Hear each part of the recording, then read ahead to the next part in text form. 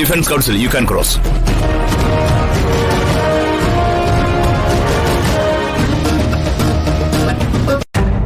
Thank you, Your Honor. Yes, proceed.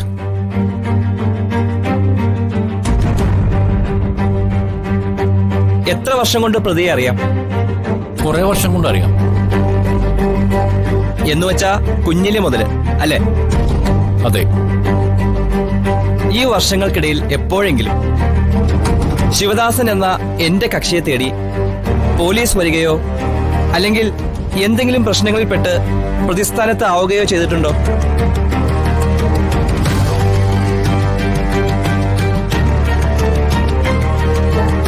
എന്റെ ചോദ്യം മനസ്സിലായില്ല അല്ലേ?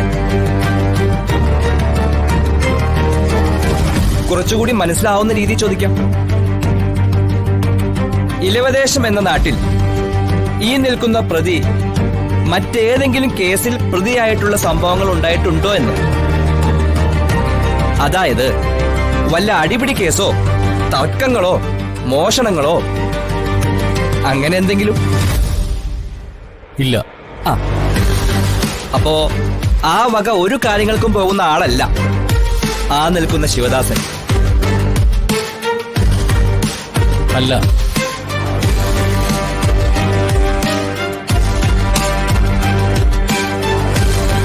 Objection, Your Honor. Objection sustained. പ്രതിയുടെ മുൻകാല ചരിത്രം പറഞ്ഞ് ഡിഫൻസ് കൗൺസിൽ പ്രതിയെ രക്ഷപ്പെടുത്താൻ നോക്കുകയാണ്.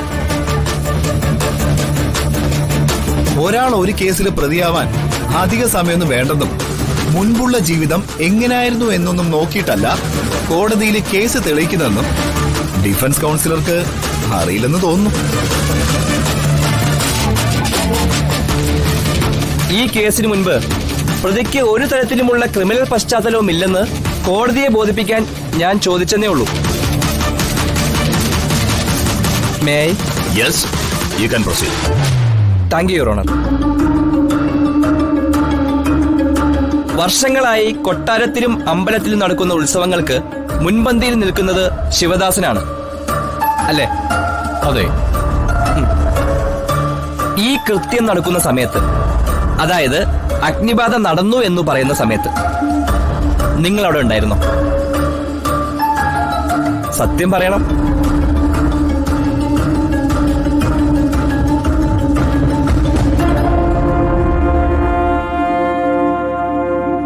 കൊട്ടാരത്തിലെ പൂജയ്ക്ക് വന്ന നിങ്ങളെ അഗ്നിബാധ ഉണ്ടാകുന്നതിന് തൊട്ടു മുൻപ്